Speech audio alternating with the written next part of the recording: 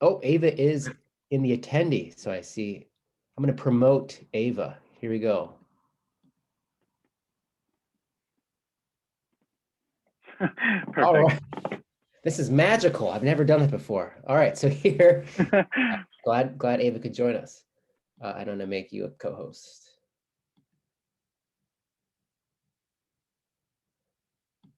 Okay. All right. So welcome there. There's Ava. Great. All right. So welcome to our second reading of the day for our Kid Creative Readings. We had a great one at 3:30, and so welcome to this one. So we've got four great poets who are going to read their work. So let's get started. So first up, we've got Jack Dinovitz, who is an English major and graduating this year. So that's very exciting, and is also one of my former students. So it's great to see you again, Jack. And they'll be reading Forever, Forever, a poem. Welcome, Jack. Thank you so much. Thank you all for coming today. We are all super excited to be here. So Forever, Forever is a poem and also a series of poems that allow time to be present and yet be the main focus of it, whether it's love, whether it's death. So my first poem is dedicated to my favorite historical icon, Marie Antoinette. And I will be reading this poem for you now called Pardon Me, Sir, I Didn't Mean to, which was Marie Antoinette's last words before her head was cut off. You cut off my fucking head. It bounced 3 times before the eyelids hit the back of my skull, and all I could see was the milky cream kaleidoscope cerebrospinal fluid you called privilege. I am omniscient now, viewing beds and beds and beds and beds of unwashed children. The bread left to rot on the wooden benches, something Marie would never understand. The walls of my palace are ruined, my head now agape with onlookers calling, Tu la rien. Have I not been gracious? Have I not invited the cities of Europe to come home, to suck on my teats and allow them to feed? Let them eat cake, please. Let them eat shit. You sound old, they ask. You claimed inbreeding with my child. I don't think anyone sounds young after that. My son, who only knew of my love as a mother, not the love of screaming men and women and dogs who marched 20 kilometers there and back to fetch my living corpse. A woman, a single one, stood up for me in court, claimed the crowd could cut off Antoinette's head, but not dare call me that. That. After my husband's dictatorial watch party saw virginity fucked from me at 14, that. The screams of the maids as my Louis asked me to leave, that. After their arms crossed and their corsets cinched after that. Not one poor Marie, not one tear, not one, oh, glory to be to God. As you read my body, I see it now. All the birds and trees placed by Monet, all the films created from the dust of my red ribboned, robed chiffon and satin curtains, all the hair pulling and flower guarding that everyone wants to know. Being compared to daisy-crowned bitches begging to know singers in a desert on stolen land. Across the sea, they romanticize this life now. With simple things like rolling film, canonizing a lifestyle like mine used to be, the same people who watched a mother's head roll into a basket of 23, you beg to know why I sound like the perspective of a savant, one who balances large wigs and sharp-toed heels with all genders and none at all, and one of a body, a being. I am omniscient. Fuck the omniscient narrator. I am the devil and God, and I am the fucking queen. I want to remind you the head of a queen is no stronger than that of a man. We all bounce 3 times before the eyelids cling and our tongues turn green. Did you know when your head is guillotined, you are alive for 5 minutes?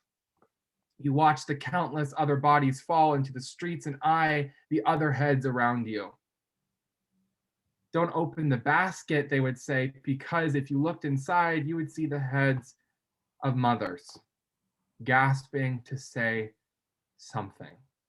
And their lungs were on the shelf of some antique shop, and their dresses were used as bridal gowns. You want to ask me what it's like to die? Easy.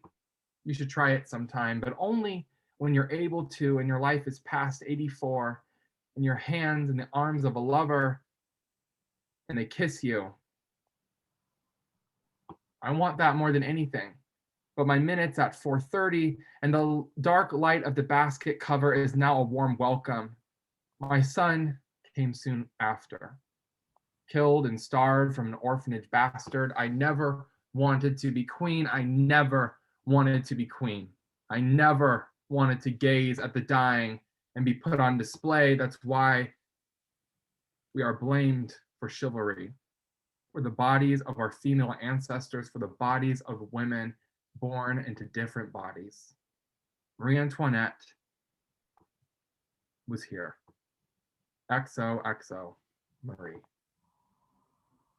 And now I would like to read you my next poem called Forever, Forever. This is a poem I decided to write about love and the time of love that passes that some may never have for their sexuality or their gender identity. So this is Forever, Forever by Jack Lindsay Dinovitz. He sat on the booth next to me. The train from Rome to Paris. 16 hours, 21 minutes, and 31 seconds. Brown coat, box glasses, blue eyes. Dark hair, tan skin. Had to have been 6'8". Is this how I would meet God? On a train? Jotting sweet nothings on a lead-lined parchment? How cliche. How English of me.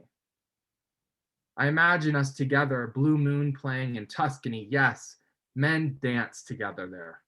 And he whispers, please adore me forever. Brown coat picked up a newspaper about 2 minutes ago.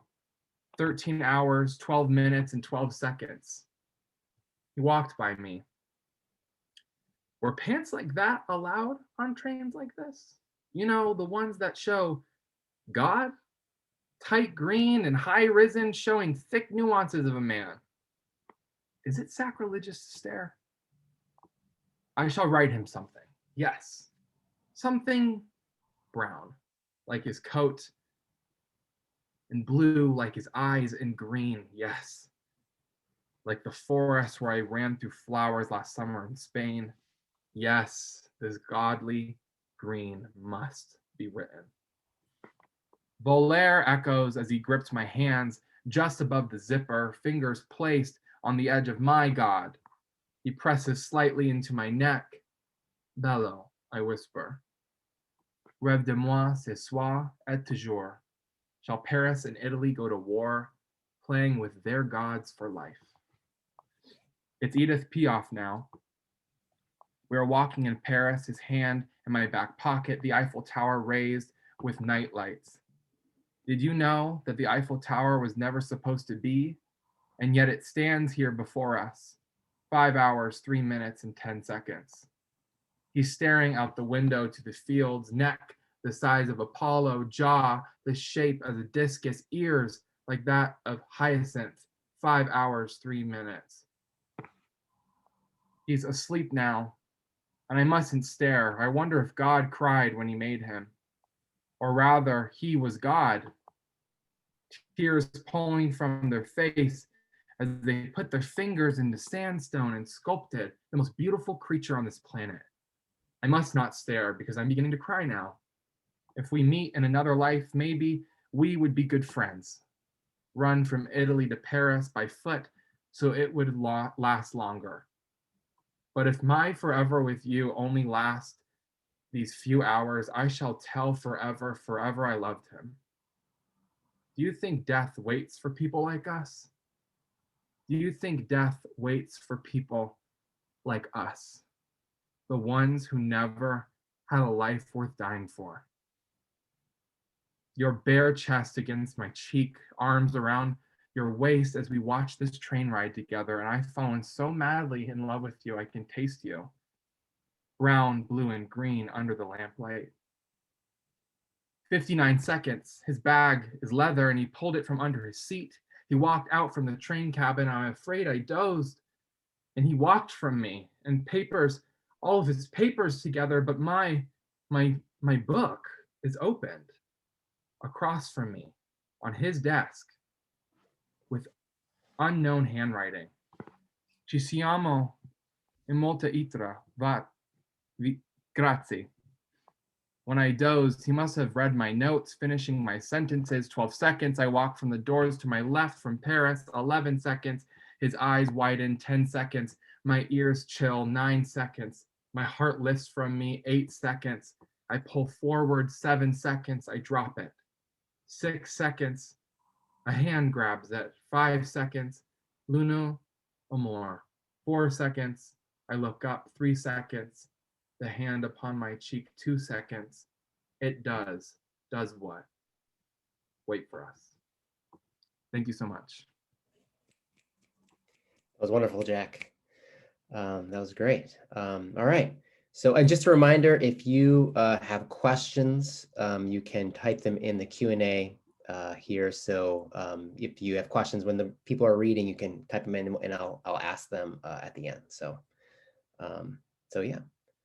All right, our next reader is Madeline Fehlman, who's a political science major, and their piece is called "To the Girl I Saw in My Dreams Last Night." Please welcome Madeline. I'm actually a psychology major, but same difference. Okay. Okay, so my first poem, I had originally only planned to read one, but I think I will read it, maybe one or two more. So the first one is "To the Girl I Saw in My Dreams Last Night," and it's about a girl that the speaker saw in her dreams last night. So I've been meaning to tell you, you were absolutely glowing in that daffodil dress. Even though we were both princesses that night, I envied your hair, pinned and poised, your skin as rich as blushing chocolate, sparkling as you touched me. I've never had such a beautiful best friend. But now I can't find you.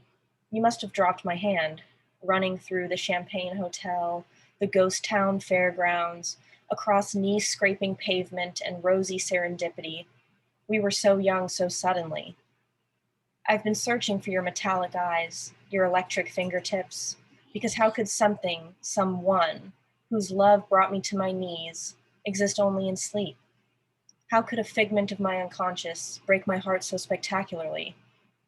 I've been thinking, perhaps one day, if I hold on to this fading, glimmering thought of you, I'll find you outside that hotel someday, or wearing a pink knitted sweater in a French cafe, because I have to believe that it's true what they say. You can't conjure a face in a dream. They always come from someone you've seen, somewhere.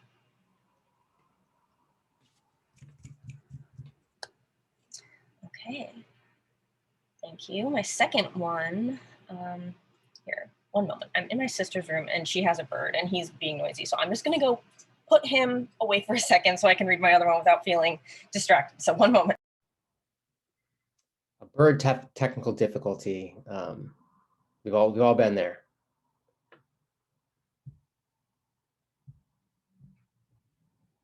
Okay, sorry about that. That was, okay. My second poem is called "The Day the Voices Drive You Mad." And it's kind of this surrealist poem where you don't really know what's actually happening and what is the narrator, what she perceives is happening. So, the vibration of a text message whispers, "That jacket makes you look fat." You opt for a smaller cardigan instead. The jingle of a customer flirts with your boyfriend, and his shoes clicking on the linoleum wink back at her. He stopped in to bring you coffee. It's your anniversary, after all. The zipping of his coat chides you. You should have brought him coffee instead. The songbirds are drunk at happy hour, giving you backhanded compliments. You push through the crowd, nervous chatter clinking in their glasses. Your front door slams a deep, echoing scoff at the audacity of it all. You hear your roommate turn on a sitcom that somehow turns into a porno thumping against the wall. Her hookup's low, distorted murmurs lull you to sleep, but her laughing shrieks get louder in your dreams until they wake you, now a hollering, maniacal roar shaking the house. But as you rise from your bed, it isn't laughter anymore. It's the police pounding on your door, and you almost trip over her body trying to answer it.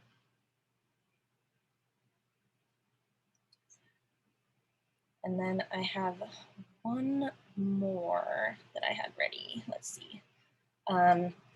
Okay, this was just kind of a poem inspired by my favorite book, because the prompt from class was find something that inspires you or a line that inspires you. And it's very simplistic compared to, well, not simplistic, that's kind of a negative connotation, but it's just very simple compared to my other poems. So just kind of my own spin on something that happens in a book that I love. It's called Once a Lover, Now Pulling the Trigger. The tallest man you've ever seen, at his feet a heart-shaped ring, corner chipped on its way down. Remember this? Skin peeling, knuckles cracking, standoff at high noon, a dangerous game. She took the first shot. The bullet ricocheted off his blank slate gaze. Does he know? The devils by his side handed him the gun, just to cuff him afterwards. Carved her name in muscle, stitched back up again. Does he remember? Or are the rose-colored glasses they placed on his nose so red he couldn't see her bleeding wound? And that's all. That's all I have. Thank you, everyone, for listening. All right. Thanks so much, Madeline.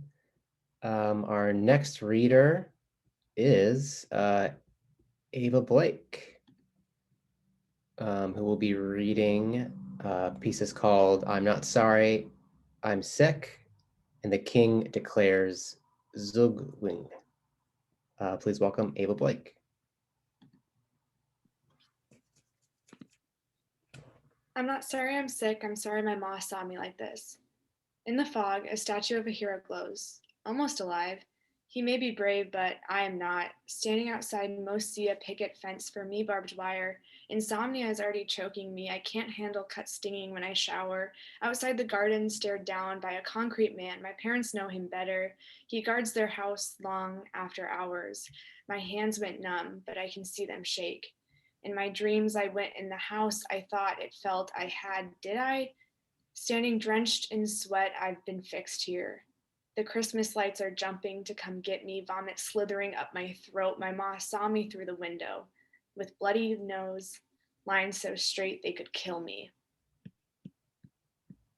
And my next piece is called I Accidentally Signed a Contract. I thought I was getting sushi, but I'm getting your soul. I killed myself 3 times to be on this stage tonight. Thank you so much for making it. Each funeral had more flowers, but this is the best crowd. You never met a hero in real life? Let me explain how this works. Before this hall of red carpet and stained glass shadows becomes a chapel for a funeral and my forever home. The receipt I signed for takeaway gave me 4 lives. Naturally, I've been stealing endings as I see fit. Now it's time to add yours to the collection. Nail gun your soul to the wall, nothing more than a moth wing to be noticed about twice a year. Let's be quick. You won't notice the small hole in your soul like Sarah from Michigan. I took her bad kidney like yellow skin is my favorite color. Dizziness was made to walk me on a tight leash, the tombstone dog tag reading, death is never free. Zach from a rural town in New Hampshire changed my blood to beer. Maybe it wasn't knocking back and choking down tall ones, but I could be allergic to gluten. My heart sputtered that night. Lizzie hunting in Alaska compelled her pneumonia to advance over to me. Chills will remain untreated, running like these deer. They're being chased for the slaughter. I know the feeling. Your life will go easy. I'll suck your depression out, burn insecurities into your chest just to scrape the blisters away. Of course it'll hurt, but you'll thank me later, after a full recovery. Dear audience, don't worry about me. I can't breathe. I taste metal talking through blood. The ground is moving away from me. I'm chasing into the pavement. Don't act like you live for anything but the feeling of dying. I never get my sushi. Instead, I'm seeking company. Meeting death again tonight during the coda, we will waltz around the casket, first dance of the bitter end. I'm sure you want to keep in touch. Don't expect me again. Don't feel special like a white peacock because you're the last to be allowed to kill me. You'll only ever be a means to an end, and nobody will give you the love I've scarred you with tonight. And then my next one, and the king declares Zugzwng. Day-old rain jumping off treetops, newfound holes in the snow, the floor's floor a chessboard. Are we both flinching from the cold? The pieces edging worry lines into stone faces, happy to be on the burial pit sidelines.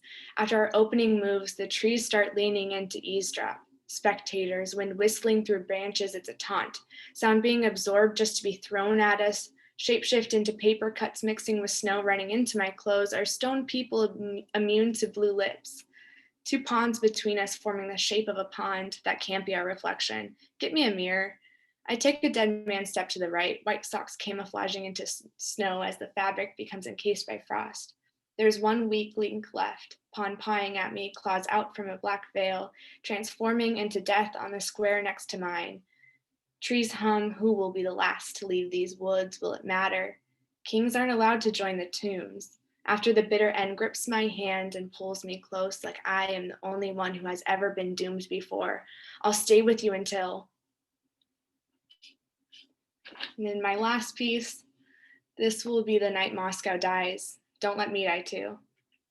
I spent 4 days snowing as the clouds above Moscow. Siberian subways are ballrooms for fast-walking civilians. It's not clean at this elevation. To peek at corruption like Cain, I stapled my mouth, no obligation to speak truth. Climb the sky, to lick blood spilling from my lips with your foreign tongue, have saliva dip into my nearly closed mouth. I'm hungry. If you swallow too much blood and start to vomit, collect the mix in a chalice when it drips down my chin and gnaw on my flesh, like it's the Holy Eucharist. Bite mark scars branded me. Angels fall when they get too powerful. I've been getting higher. I won't betray you like Eve, but I will end up naked, painting pavement a real red square when I come down, but I just wanted to stay within the lines. Great, thank you, Ava. It's great. All right, our last reader is Andrew Barron, whose piece is called One More Thing. Welcome, Andrew.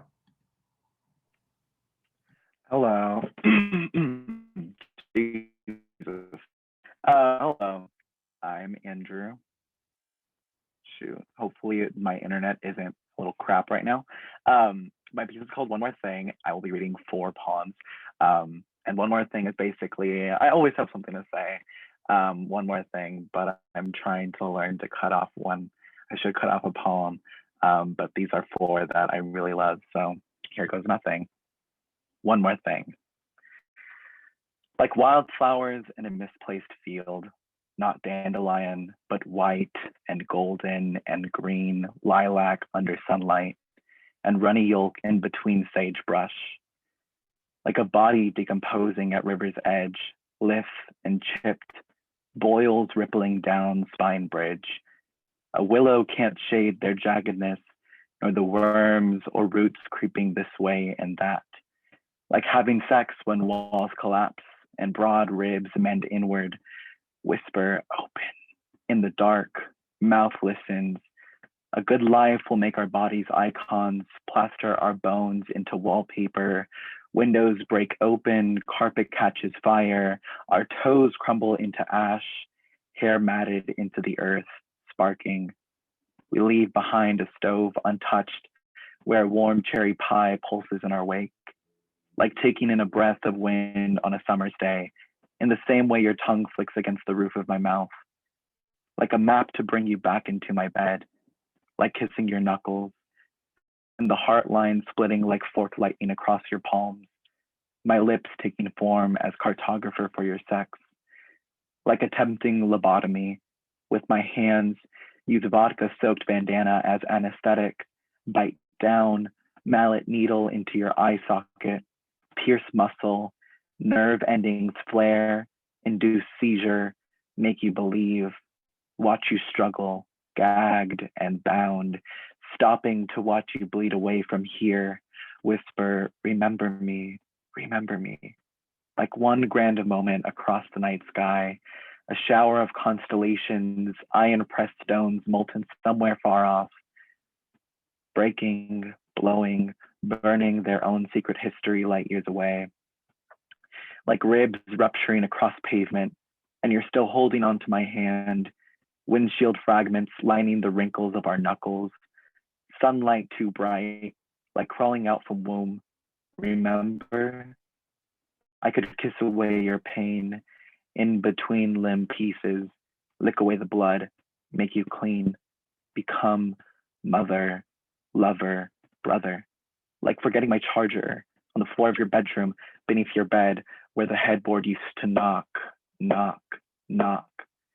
Like packing a suitcase, like purchasing a one-way ticket to somewhere particularly cold, because a private Catholic school teacher taught heaven and hell as a vacation in Hawaii and misery in Alaska. I'm going. My next piece does mention my parents, and I do believe they're here. And it is, you guys are fine, don't worry about it. This piece is called Patron Saint of Never Letting Go. These valley winds are California turbulence, and the small cup of Cabernet Sauvignon takes me higher. Your name aboard this flight. Somebody ahead me mumbles your name, and somewhere not too far out in the clouds, past my window, I find myself back in your bed, wedged within that white heap.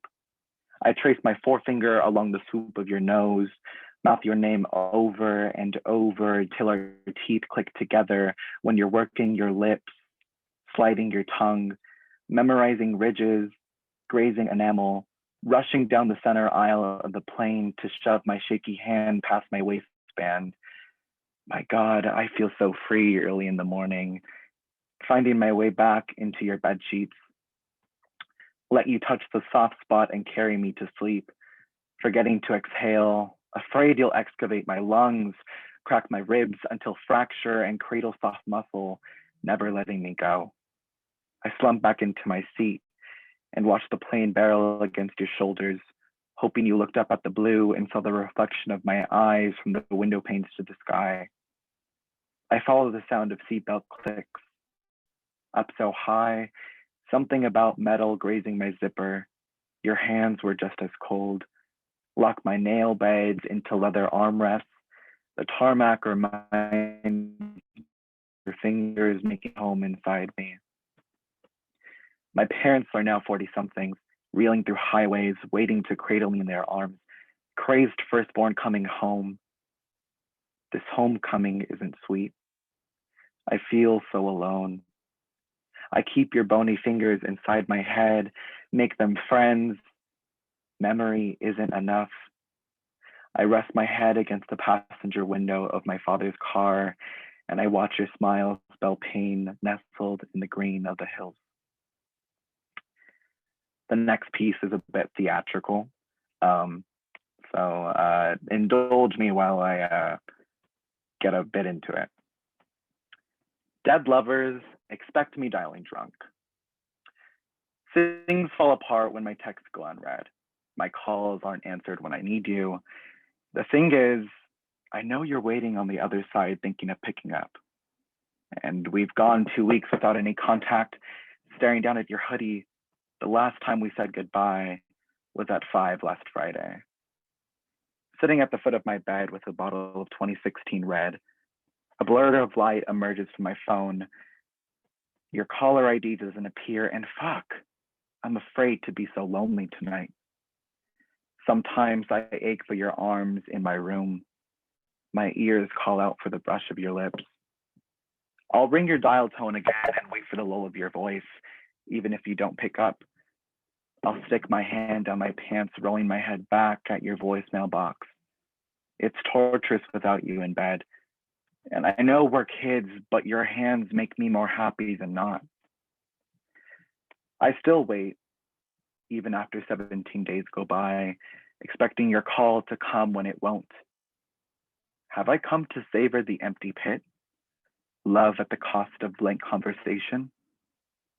I ate a piece of your hoodie today, feeling a piece of you struggle down my throat. I promise I'm okay, just respond. Then I started reading Sylvia Plath. Remember, the copy you gifted was folded with a happy birthday note from 2 years ago. Today, I felt nothing. Sat with my hands at the ready, warm from the open hot oven, hoping my phone would start to buzz and you'd be there, a voice calling me home. It's been a few months now, and I still care for you, stuffing your leftover things into cardboard boxes with packing tape. I text my mom, I'm fine. Sleep to the last voicemail you left weeks ago, and I'm thinking of moving, but I'm too tired. I made it a year without you somehow. And finally, to end this off, this is called On Our First Date, He Asks Me Why I Write. My words circle my neck like Boy Scout rope. You slip a knot softly past my nape and cinch until I'm 2-step over the roof, midair, howling into some dark somewhere. Your voice echoes back as the last voicemail mother left, screaming, the days are long, but the years are short. Beep, beep, beep. Call ends there, deep off into that nothing nowhere. The echo of sad sex trails off. Planetary collision is more like it. The seething, searing soar of light, widening in the wake of collapse. Ribs turn to dust. Love handles curve wide as the brim of a far-off planet. He kisses them, debajo de la luna por días, plays my neck like the cello. He isn't a musician, but a fiend for touch, sulking in the shadows of undisclosed city. A transformer across the street will explode in 3 hours. Boys trickle back into catalog apartments. Sodden beds trickle with sex and loose legs. Bed sheets underneath moonlight. A billowing blackness swirls in every corner of every room I spend bent backward, straddling the heart lines of some wrong guy who playfully calls himself Lucifer. What quicker way to hell is there than this? Spinning in circles, white hot in some club, my ears ache, ringing stretches left and right as if I had sunk my teeth into a power line and short-circuited my short-lived life in the suburbs. Somewhere above the noise, scream, I'm close to Jesus. 1699 Urban Outfitters cross-tapping against my clavicle, crying into a muscle tee, mourn therapy memory until night is over. Porque no más, quiero bailar entre las estrellas. Make my way back to my bed, kiss my palm goodnight. Words wiggle beneath my pulse at my wrist. I think I want to kiss. Behind my ear, between my thighs, patience wearing thin, shadows mimic your fingers. What's in store for me tonight at midnight or 3 a.m.? I get along with my fingers very well. Of course I do. Thank you for your time. Fantastic. Thank you, everybody. That was great. So we do have some time for some questions. So just type it in the chat if you have any. And I'll start off with one, which is always a good one to ask. And this is for everybody. We'll just go down the line. So just talk a bit about your inspiration for maybe one of the poems you read and what the process was like writing it. So we'll start with Jack. A poem I want to talk about that I read was Forever, Forever. I have been, in the beginning of the term, I wrote really dark pieces about like really just like super epic, like religious stuff. And it just didn't, or like against religious stuff, I guess. And it just didn't sit right with myself. And Lou kept pushing me and she's like, Jack, like, or in the class, like, I really want to see like more like almost like kind of like love stuff. So so I decided, I was like, you know what, I'm gonna sit down and I'm gonna write my dream idea of falling in love. And I wrote Forever, Forever on a boat, and I was looking across the ocean. I know it sounds crazy, but I just thought of myself in Europe with my good friend Seiji. and just like happened to be on a train and seeing the love of my life and falling in love. So Forever was my idea of falling in love and actually having a happy ending, being so that's Forever for me. Cool. What about you, Madeline? What was your inspiration for one of your poems, and what the process was like writing it? Well, full transparency, the girl that I saw in my dream last night I saw her in my dream that night. So I wanted to like capture, because it was the most bizarre thing. Like I usually just have the typical, stress dream, teeth falling out, whatever. So I was like, what is this? So I really just wanted to like capture the feeling in that dream, because, you can't really see the details in your dream. You just, well, for me, I don't know about how other people dream, but for me, it's just kind of like only a few things are really clear, and the rest is just kind of the background, and it's all kind of like you don't really know what's going on, and then sometimes you don't realize that it's not real, but then you think it's a really kind of like you don't really know what's going on, but it's still like you want to go back to it because it's just so much, I don't know, more carefree when you don't really know what's going on, I guess. So that's kind of what inspired me to write that, just because I wanted to capture like the dream versus reality, I guess. Great. Well, thank you. And Ava, what inspired you to write one of your poems? What was the process like writing it? I'm not sorry I'm sick, I'm sorry my mom saw me like this. I was like, oh crap, I have to write a poem for class. I didn't know what to do. And then I was just like, earlier that day, I was thinking about how my dad impulsively bought like a 9-foot tall samurai statue and built like a temple for it on their property. And I was like, that's the dumbest thing I've ever heard. So I wrote that poem in like 10 minutes and that's it. That is how all great poetry happens. Your dad buys a giant samurai statue. So great. That's awesome. Andrew, what about you? What's your inspiration for one of your poems and your process writing it? My process is very indebted to my very overdramatic emotions. So I definitely need to channel that through words, and poetry the vessel for that. Especially being from LA, I like channeling a lot of like body imagery and city by contrasting that with like the pastoral effect of living in Eugene for so long now. So yeah, that's basically it. Yearning and isolation. Cool, great, all good stuff. All right, I'm going to turn to the Q&A now. And so Lou coming through again with the questions. Thanks, Lou. For Jack, both of your poems have these incredible, bold, surprising moments that ring very loud, and these incredibly quiet, subtle moments. You have no fear when it comes to range. How do you go about striking that balance? What considerations do you have to have in the back of your mind? This is a question I'm gonna have to think about a little bit, but I'm gonna thank you so much, Lou. But it's, for me, it's the moments that I think about specifically with my Marie Antoinette poem. I think about how she was as a woman, not as a queen, as a person. I think about how she wanted, in many ways, she'd never wanted to be queen, and she was kind of forced into it. And speaking of the little moments, I thought about what would flash before her eyes when her head was cut off, because some people may not know this, but you don't die instantly, and I didn't know that until I did research.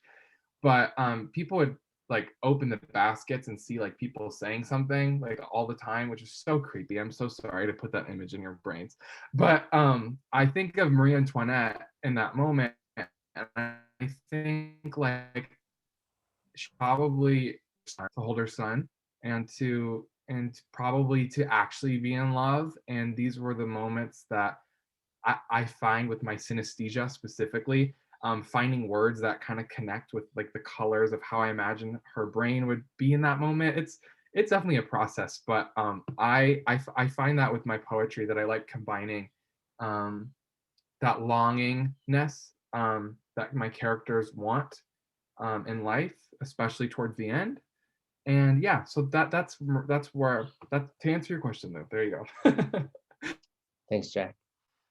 Our second question is also for Jack, from Mia. Both the poems seem to center on the concept of limited time, 5 minutes for Marie Antoinette and a countdown in the train piece. Do you feel time comes into play a lot in your poetry, and do you tend to handle this how do you handle this in terms of form?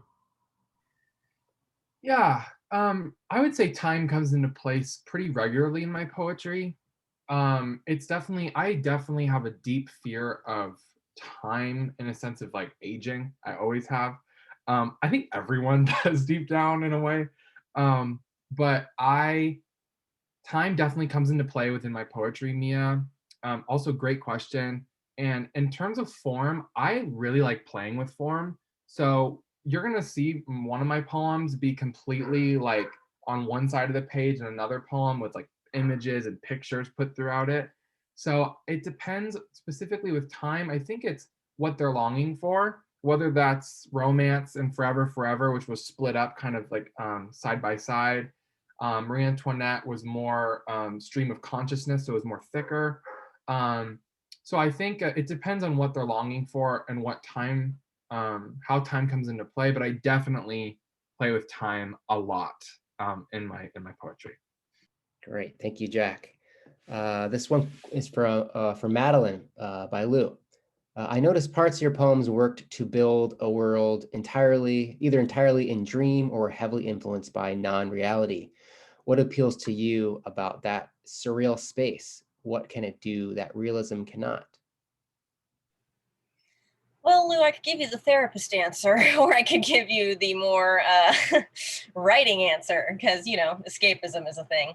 But really, I think it does just have a lot to do with the fact that in surrealism, anything can happen, and when you have very strong emotions, I personally have very strong emotions, so I like to kind of show how strong they are by putting them in the real world, even though that's like not realistic. So it's like, when you feel like have a thought, like in the poem where the girl's kind of going crazy, she feels bad about herself, and then she sees that in the things around her because that thought is so all consuming. So just kind of things like that, I like to think of how can I put this feeling in the surroundings of the poem to kind of better convey that feeling.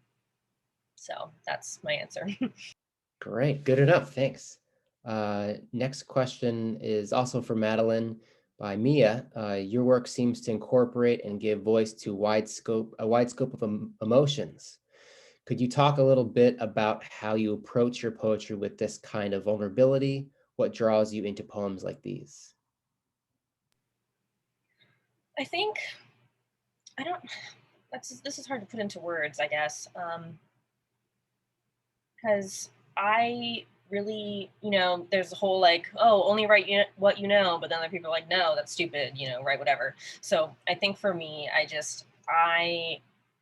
I identify so strongly with what I already know, and I know it so thoroughly that I feel like the only way I can really write about something and have it have meaning to me and have kind of, I don't know, because when I write poems like for class, if there's like a prompt that's really not inspiring me, my poem sucks. Like, sorry, but it's not good. And I think it's because I'm not inspired, so I'm not putting all of the emotion into it. So, but when I am inspired, I draw on my real emotions and real experiences and kind of shape that into whatever I want the poem to be. So I think just, again, poetry can be an outlet for whatever, but I think especially just over the course of this kid workshop, I've definitely gone from writing poetry as a diary entry and kind of graduated into writing poetry for the sake of creating a piece of art. Great, thank you. This question's from Lou for Ava. I think there's always such a tangible element of play, whether in format, image, wordplay, or tone in your work, even when the topics are very heavy. How do you do that? Are these decisions you make ahead of time, or are they figured out as you write the poem? Also, it would be a tragedy if I didn't take the time to ask you about your amazing titles. What role do they play for you? How do you invent them? I definitely don't make any decisions ahead of time. I don't know how to do that. So I don't know. I just like being able to look at heavy topics and kind of just like treat it like it's a joke, I guess, because I think that's like the most fun thing to do. Like I think instead of being like, oh, like what if someone kills you? Like my ghost would be so embarrassed if like someone I trusted killed me. So like I can't let that happen. Like I feel like there's always an element of it that can be fun when you're writing about it. And definitely like for my titles, I feel like each title should just kind of feel like you're getting stabbed because should hit you really hard. So that's always the goal. So I feel like I just think of that when I'm trying to write my titles. That's great advice. Stabby titles. All right, this one's also for Ava by Mia. Your poetry reads with an interesting pace. I'm curious about your approach to lineation in your work to get that timing onto the page. I feel like I definitely struggle with like formatting and form. So it's a relationship I'm like slowly trying to build in order to kind of get it to like look on the page how I want it to be read. But I feel like ideally it would read like you read something when you're having a panic attack. So I'm working on it. It'll happen someday. That's a great answer. Cool. All right. Andrew, Mrs. Archer is proud of you. So that's not a question. That's just a statement. But this is a question for you from Mia. Your work seems to move really smoothly from image to image in an almost dreamlike way. Could you describe your approach to balancing images in and throughout your pieces? Yeah, first off, Mia, thank you so much. I appreciate your work very much. So that's a very big compliment. I almost don't know how to answer this. I'm very meticulous in the way that I format my poem. I either will do a first draft and just submit it, or I will meticulously piece it together line by line, or have chunks of it written and then reformat that together until I think that it reads well. And I come from a theater background, so a lot of it has to do with the way that I think the incantations of my voice would work with it, or the way somebody else would read it, the way that it fits onto the page or something. So a lot of it has to do with my film background, my theatrical background, and the way that it looks on paper, but also in the way that somebody would read it. So I would say balancing the imagery is straight from my head. That's another thing. The way that I write, it needs to be vivid, or else I could care less about it. Because then I will just toss it and it'll be trash. But I need to see it to make it work. So I think my approach to balancing image throughout my piece is intention. If I don't have the intention to see it, then it isn't going to work. So I usually do make a Pinterest board, or I will listen to music while I write a certain piece. And I think that's what helps me really ground a certain image or dreamlike quality if I have a certain melody in my head. But yeah, thank you. Awesome. This next question is from Lou. I will be thinking about your devotion to reinventing centering the body until I die. I think it speaks directly to an intimacy with poetry. Both speaker and audience wakes physicality in all of us. Where does this devotion come from? How do you keep the body new in every poem? Yeah, Lou, thank you for everything, obviously, by the way. This is kind of a not personal statement, but I think why I like to reinvent or recenter the body, or my devotion to the physicality and the way that I kind of create snapshots of any body within my work is the way that I perceived myself for a very long time was very self-destructive, and I felt like I needed it. I use this is kind of a form of therapy for me to sort of like deconstruct the way that I see myself, the way that I see everybody else around me is if I can take a piece of their hand or their legs or something that I admire specifically from them, their nose. I'm very observant or voyeuristic, and it makes me kind of see somebody in a new light, something that I think is very unique to them, and it honestly benefits me. I start to see myself in a new light, something somebody might have said about whatever. I think my devotion comes from pain and you know, like, this is a little too therapist. That therapy's tomorrow. But my devotion comes from pain and wanting to dissect away from that, or dissect it enough to make me get out of that mindset. So every piece is therapeutic, and yeah, but I mean that makes me really happy that it wakes physicality in you, because I want people and the audience to really feel something in the way that I piece together a body or take body parts away from people. And how do I keep the body new in every poem? I know I started realizing I use ribs a lot. So I'm trying to branch out and use new body parts, new bones, like the femur or the clavicle or whatever. So it's more of me trying to be a doctor. But that's basically it. Thank you so much, Liv. Thanks. That was a great question. Great answer. So this next question's for Jack from Psy. Jack, what effect does synesthesia have in your poem making? Do you find it to be more sound or color based? What color are both poems?